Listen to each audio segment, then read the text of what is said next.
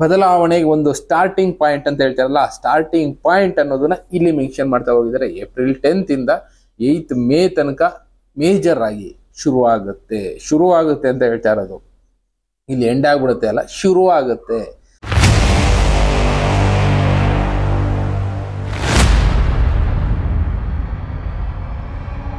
ನಮಸ್ಕಾರ ವೀಕ್ಷಕ. ನಾವು ಇಂಟರ್ನಲ್ ಟೀಮ್ಗಳನ್ನ ಮಾಡ್ಕೊಂಡಿದೀವಿ, ಎಷ್ಟೆಷ್ಟೋ ವಿಷಯಗಳನ್ನ ಡಿಸ್ಕಸ್ ಮಾಡ್ತಾ ಇರ್ತೀವಿ. ನಮ್ಮ ಸುತ್ತಮುತ್ತ ಬೇರೆ ಬೇರೆ ದೇಶಗಳಲ್ಲಿ ಈಗ ಏನೇನ್ ನಡೀತಾ ಇದೆ, ಅಲ್ಲಿ ಏನೇನ್ ಡಿಸ್ಕಷನ್ ನಡೀತಾ ಇದೆ, ಇವುಗಳ ವಿಷಯಗಳನ್ನ ಕಲೆಕ್ಟ್ ಮಾಡ್ತಾ ಇರ್ತೀವಿ. ಎಷ್ಟೆಷ್ಟೋ ವಿಡಿಯೋ ಚಾನೆಲ್ಗಳು, ಮೀಡಿಯಾ ಚಾನೆಲ್ಗಳು ತುಂಬಾನೇ ಇದೆ ಪ್ರಪಂಚದಾದ್ಯಂತ. ಅವರು ಕೂಡ ಈ ವಿಷಯಗಳ ಬಗ್ಗೆ ಚರ್ಚೆ ನಡೆಸ್ತಾ ಇದ್ದಾರೆ.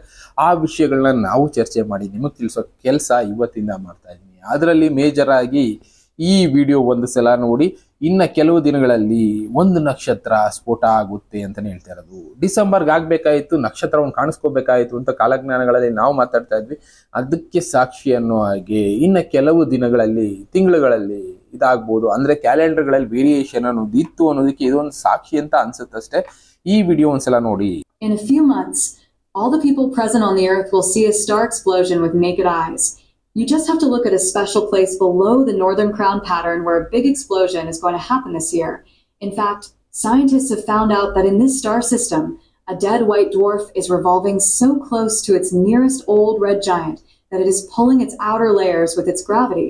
Due to this, a huge amount of gas and dust is accumulating and forming a disk, due to which the weight and temperature of this system is continuously increasing. As soon as this temperature crosses a limit, nuclear fusion starts. With its tremendous energy, the white dwarf spreads its full light with a huge explosion. The brightness of this explosion will be so bright that we will be able to see it from the Earth even without a telescope. ಇವರು ಹೇಳಿ ಕೇಳಿದ್ರಲ್ಲ, ಅಂದ್ರೆ ಇನ್ನು ಕೆಲವು ದಿನಗಳಲ್ಲಿ, ಕೆಲವು ತಿಂಗಳುಗಳಲ್ಲಿ ಇದಾಗಬಹುದು ಅಂತ ಒಂದು ಲೆಕ್ಕಾಚಾರ ಹಾಕಿದ್ದಾರೆ. ಎಕ್ಸಾಕ್ಟ್ ಆಗಿ ಅದನ್ನೇ ಹೇಳೋದಕ್ಕಾಗ್ತಾ ಇಲ್ಲ. ಎಲ್ಲ ಕ್ರೋಧಿನಾಮ ಸಂವತ್ಸರದಲ್ಲಿ ನಕ್ಷತ್ರ ಕಾಣಿಸ್ಕೋಬೇಕಾಯ್ತು, ಎಲ್ಲಿ ಕಾಣಿಸ್ಲಿಲ್ಲ ಅಂತ ಪ್ರಶ್ನೆ ಮಾಡ್ತಾ ಇದ್ರಲ್ಲ, ಉತ್ತರಗಳು ಸ್ವಲ್ಪ ಲೇಟ್ ಆಗಿ ಸಿಗ್ಬೋದು, ಕೆಲವೊಂದು ಸಲ ಕಾಯ್ಬೇಕಾಗುತ್ತೆ ಅಂತ. ಅದಕ್ಕೆ ನಾವು ಹೇಳ್ತಾ ಇರ್ತೀವಿ, ಸಾಕ್ಷಿಗಳು ಕಣ್ಣು ಮುಂದೆ ಇದೆ. ಬೇಕಾದ್ರೆ ನೀವು ನಾಸಾದಲ್ಲಿ ರಿಸಲ್ಟ್ಗಳನ್ನ ಹುಡುಕ್ಬೋದು. ಇನ್ನ ಬೇರೆ ಬೇರೆ ಕಡೆ, ಎಷ್ಟೋ ಕಡೆ ಈ ಇನ್ಫಾರ್ಮೇಶನ್ಗಳು ಸಿಗ್ತಾ ಇದೆ. ಈ ತರ ಒಂದು ಸ್ಟಾರ್ ಅನ್ನೋದು ಎಕ್ಸ್ಪ್ಲೋಡ್ ಆಗೋ ಕಂಡೀಷನ್ ಅಲ್ಲಿ ಇದೆ. ಅದು ಒಂದು ವಾರಕ್ಕೆ ಆಗ್ಬೋದು, ಇಲ್ಲ ಒಂದು ತಿಂಗಳಿಗೆ ಆಗ್ಬೋದು, ಇಲ್ಲ ಒಂದು 6 ತಿಂಗಳು ಟೈಮು ತಗೋಬಹುದು. ಅದಾದ ಮೇಲೆ ಅದರ ಇಂಪ್ಯಾಕ್ಟ್ ಕೂಡ ಭೂಮಿ ಮೇಲೆ ಆಗುತ್ತೆ ಅಂತಾನೆ ಸೈಂಟಿಸ್ಟ್ಗಳು ಲೆಕ್ಕಾಚಾರ ಮಾಡ್ತಾ ಇರೋದು. ಏನಕ್ಕೆ ಅಂದ್ರೆ ಎಲ್ಲೋ ನಕ್ಷತ್ರ ಎಕ್ಸ್ಪ್ಲೋಡ್ ಆಗೋದ್ರಿಂದ ನಮಗೇನು ತೊಂದರೆ ಇಲ್ಲ ಅನ್ಕೋಬಹುದು, ಆದ್ರೆ ಒಂದೊಂದ್ರ ಗ್ರಾವಿಟಿ, ಒಂದೊಂದ್ರ ಫೋರ್ಸ್ ಅನ್ನೋದು ಭೂಮಿ ಮೇಲೆ ಇಂಪ್ಯಾಕ್ಟ್ ಮಾಡುತ್ತೆ. ಅಂಥದ್ದು ಸಂಭವಿಸಬಹುದು ಮುಂದೆ ಅನ್ನೋದು ಒಂದು ಲೆಕ್ಕಾಚಾರ ಇಲ್ಲಿ ಸೈಂಟಿಸ್ಟ್ಗಳು ಮಾಡ್ತಾ ಇರೋದು. ಈ ತರದ್ದು ಎಷ್ಟೆಷ್ಟೋ ವಿಷಯಗಳಿದೆ, ಅವುಗಳನ್ನೇ ನಾವು ಕೂಡ ಡಿಸ್ಕಸ್ ಮಾಡ್ತಾ ಇರ್ತೀವಿ, ನಿಮಗೆ ತಿಳಿಸೋ ಕೆಲಸ ಮಾಡ್ತಾ ಇರ್ತೀವಿ. ಅದನ್ನೇ ನಾನು ಹೇಳ್ತಾ ಇರೋದು. ಈ ವಿಡಿಯೋನು ಒಂದ್ಸಲ ನೋಡಿ. We are going to be looking at and analyzing the date of April 8th. And I'm going to show you why this day is a high watch day for the rapture resurrection. It's a potential day. It's not for sure. I don't know for sure. It's just speculation. But the data I have to show you is solid data that backs up my speculation about what might happen April 8th, 2025. So with that being said, let's get into it. ಇಲ್ಲಿ ಒಂದು calendar ತೋರಿಸ್ತಾರೆ. ಆ calendar ಅಲ್ಲಿ ನಮಗೆ ಒಂದು data ತೋರಿಸ್ತಾ ಹೋಗ್ತಾರೆ. ಆ ಡೇಟಾ ನೀವು ನೋಡಿದ್ರೆ ಅನ್ಕೊಳ್ತೀನಿ. And what happened, I'll speculate that troublous times. So there's your prophecy, and that's been their situation for almost a month right now. It's April 8th, 2025. ಇದ್ರಲ್ಲಿ ತೋರಿಸ್ತಾರ ಅಂತ ಈ ಡೇಟ್ಗಳನ್ನ ಒಂದ್ಸಲ ನೋಡಿ, ನಿಮ್ಗೂ ಅರ್ಥ ಆಗುತ್ತೆ. ಇಲ್ಲಿ ತೋರಿಸ್ತಾ ಹೋಗ್ತಾರೆ ನೋಡಿ. ನಿಸಾನ್ 320 ಅಂದ್ರೆ 2014ರಿಂದ ಈ ಕೆಲವೊಂದು ಶುರುವಾಗಿದೆ. ಅಲ್ಲಿ ಬೆತ್ಲೆಹೆಮ್ ಸ್ಟಾರ್ ಅಂತ ಹಾಕಿದ್ದಾರೆ. ಅದಾದ ಮೇಲೆ ರ್ಯಾಪ್ಚರ್ ಅನ್ನೋದು ಶುರು ಆಗುತ್ತೆ ಅಂತ ಒಂದು ಈ ಡೇಟ್ ಅನ್ನ ತೋರಿಸ್ತಾರೆ. ಏಪ್ರಿಲ್ 8th ಇಂದ ಭೂಮಿ ಮೇಲೆ ರ್ಯಾಪ್ಚರ್ ಅನ್ನೋದು ಶುರು ಆಗುತ್ತೆ. ಅಂದ್ರೆ ಇಲ್ಲಿ ಒಂದು ಕ್ಯಾಲೆಂಡರ್ ತೋರಿಸ್ಕೊಂಡು ಹೋಗ್ತಾರೆ. 2014ರಿಂದ 2032 ತನಕ. 2014 ಅದರಲ್ಲೂ 4-15 ಆ ಟೈಮ್ ಒಂದು ತೋರಿಸ್ತಾರೆ. ಅದಾದ ಮೇಲೆ ಇಲ್ಲಿ ನಿಶಿಮುರಾ ಟ್ರಂಪ್ಲೆಟ್ಸ್ ಚೈಲ್ಡ್, ಇಲ್ಲೊಂದು ಆಸ್ಟ್ರಾಯ್ಡ್, ಒಂದೊಂದನ್ನು ಕಾಣಿಸೋದನ್ನ ಅವರು ಮೆನ್ಷನ್ ಮಾಡ್ಕೊಂಡು ಹೋಗಿದ್ದಾರೆ. ಈ ವಿಡಿಯೋ ಪೂರ್ತಿ ನೋಡಿದ್ರೆ ನಿಮ್ಗೆ ಅರ್ಥ ಆಗಬಹುದು. ಭಗವಂತ ಬರೋ ಟೈಮು ಅವ್ರು ಹೇಳ್ತಾ ಇರೋದು 2032ಕ್ಕೆ ಬಿಳಿ ಕುದುರೆ ಮೇಲೆ ಒಬ್ಬ ವ್ಯಕ್ತಿ ಬರ್ತಾನೆ ಅಂತ ಕೂಡ ಇದರಲ್ಲಿ ಅವ್ರು ಮೆನ್ಷನ್ ಮಾಡ್ತಾರೆ. ಇದು ನಮ್ಮಲ್ಲಿರುವಂತ ವಿಡಿಯೋ ಅಲ್ಲ, ಈವನ್ ಕ್ರಿಶ್ಚಿಯಾನಿಟಿನಲ್ಲಿ ಫಾಲೋ ಮಾಡ್ತಾ ಇರುವಂತ ವಿಡಿಯೋಗಳು. ಅಂದ್ರೆ ಇಲ್ಲಿ 7 years ಟ್ರಿಬ್ಯುಲೇಷನ್ ಪೀರಿಯಡ್ ಅಂತ ಏನೋ ಕರೆದಿದ್ದಾರೆ. ಅಂದ್ರೆ ಎಲ್ಲಿಂದ 2025 ಹೆಚ್ಚು ಕಡಿಮೆ 4ನೇ ತಿಂಗಳಿಂದ 2032ನೇ ಈ ಟೈಮ್ ತನಕ ರ್ಯಾಪ್ಚರ್ ಅನ್ನೋದು ನಡೆಯುತ್ತೆ ಅಂತ ಇವ್ರು ಹೇಳ್ತಾ ಹೋಗ್ತಾರೆ ಈ ವಿಡಿಯೋದಲ್ಲಿ. This significant. It is significant because this is the vision and prophecy and to anoint the most holy. And then in verse 25, this is where we see the completion of the 69th week when Jesus triumphantly enters Jerusalem riding on a donkey.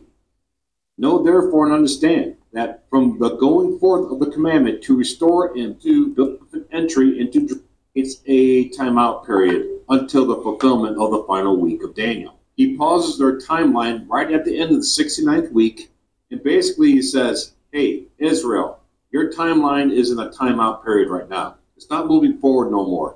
But while this timeline is paused, you will still be going through one troublesome situation after another until I unpause this timeline week.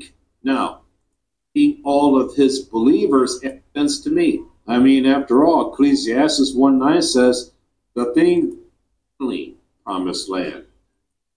Shortly after that, why? ಇಲ್ಲೆಲ್ಲ ಕೂಡ ಅದನ್ನ ಹೇಳ್ಕೊಂತ ಹೋಗ್ತಾ ಇರೋದು. 7 years, totally 8 years mention ಮಾಡ್ತಾರೆ. ಅದನ್ನ tribulation period ಅಂದ್ರೆ 2026ರಿಂದ 2032 ಇದೇ ಕೂಡ ನಮ್ಮ ಕಾಲಜ್ಞಾನಗಳಲ್ಲೂ ಕೂಡ ಬರ್ದಿರುವಂತದ್ದು.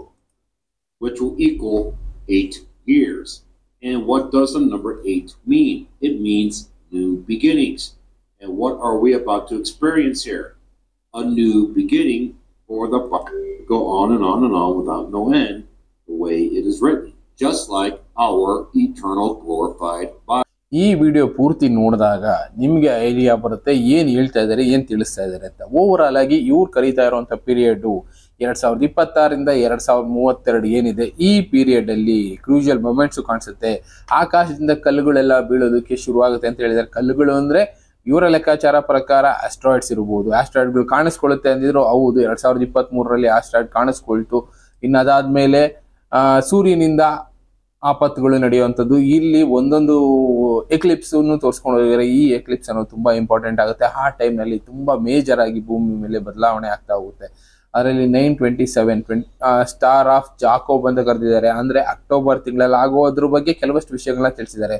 ಓವರ್ ಆಲ್ ಆಗಿ ಇವರು ತಿಳಿಸ್ತಾ ಇರೋದು 2032ಕ್ಕೆ ಬಿಳಿ ಕುದುರೆ ಮೇಲೆ ಕೂತಂತ ಒಬ್ಬ ವ್ಯಕ್ತಿ ಬಂದು ಅಧಿಕಾರ ನಡೆಸ್ತೇನೆ ಅಂತ ನಾವು ಯಾವ ರೀತಿ ಮಾತಾಡ್ತೀವೋ ಅದೇ ರೀತಿ ಇವರು ಕೂಡ ಮಾತಾಡ್ತಾ ಇರೋದು. ಒಟ್ಟಿನಲ್ಲಿ ಇವರು ತಿಳಿಸಿದ್ದು 10th of April ಅಂದ್ರೆ ಈ ತಿಂಗಳು ಏಪ್ರಿಲ್ 10ನೇ ತಾರೀಕಿಂದ 8th ಮೇ ತನಕ ಕೆಲವಷ್ಟು ಬದಲಾವಣೆಗಳು ಭೂಮಿ ಮೇಲೆ ಆಗ್ತಾ ಹೋಗುತ್ತೆ ಅಂತಾನೆ ಈ ವಿಡಿಯೋಗಳಲ್ಲಿ ಇವರು ತಿಳಿಸ್ತಾ ಇರೋದು. ಇಂಥ ವಿಷಯಗಳು ತುಂಬಾನೇ ಇದಾವೆ. ಇವರು ಅಂತ ಅಲ್ಲ, ಇವ್ರೇನ್ ಪಬ್ಲಿಸಿಟಿ ಮಾಡ್ಕೊಳ್ತಾ ಇದಾರೆ ಅನ್ನೋದಕ್ಕಿಂತ ಕೆಲವೊಬ್ರು ಇರೋ ವಿಷಯಗಳನ್ನ ಜನರಿಗೆ ತಿಳಿಸ್ಬಿಡೋಣ, ಅದರಿಂದ ಎಚ್ಚೆತ್ಕೊಳ್ಳಿ ಅಂತ ಮಾಡೋ ಕೆಲಸಗಳು ಮಾಡ್ತಾ ಇದಾರೆ.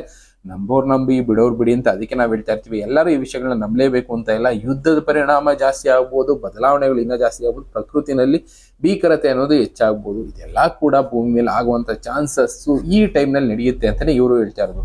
ಒಟ್ನಲ್ಲಿ ಈಗ ರ್ಯಾಪ್ಚರ್ ಅಂತ ಸಿಂಪಲ್ ಆಗಿ ಅವ್ರು ಹೇಳ್ತಾರೆ. ಅಂದ್ರೆ ನಮ್ಮ ಲೆಕ್ಕಾಚಾರ ಹೇಳೋ ಪ್ರಕಾರ ಬದಲಾವಣೆಗೆ ಒಂದು ಸ್ಟಾರ್ಟಿಂಗ್ ಪಾಯಿಂಟ್ ಅಂತ ಹೇಳ್ತಾರಲ್ಲ, ಆ ಸ್ಟಾರ್ಟಿಂಗ್ ಪಾಯಿಂಟ್ ಅನ್ನೋದನ್ನ ಇಲ್ಲಿ ಮೆನ್ಷನ್ ಮಾಡ್ತಾ ಹೋಗಿದ್ದಾರೆ. ಏಪ್ರಿಲ್ 10th ಇಂದ 8th ಮೇ ತನಕ ಮೇಜರ್ ಆಗಿ ಶುರುವಾಗುತ್ತೆ ಅಂತ ಹೇಳ್ತಾ ಇರೋದು.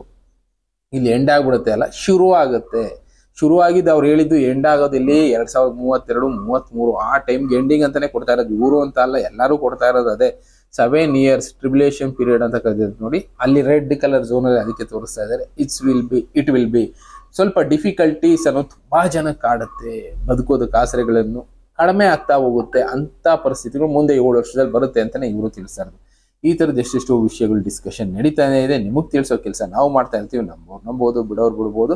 ಇನ್ನ ಬೇರೆ ಬೇರೆ ವಿಷಯಗಳನ್ನ ತಿಳಿಸ್ಕೊಡ್ತಾ ಹೋಗ್ತೀನಿ. ನಮ್ಮ ಡಿಸ್ಕಷನ್ ಅಲ್ಲಿ ಇರೋದು ನಮಗೆ ತಿಳಿದು ಬರ್ತಾ ಇರೋದು ಸುತ್ತಮುತ್ತ ಪ್ರಪಂಚದಲ್ಲಿ ನಡೀತಾ ಇರೋದು. Thank you. ಮತ್ತೆ ಸಿಗ್ತೀನಿ. Good by.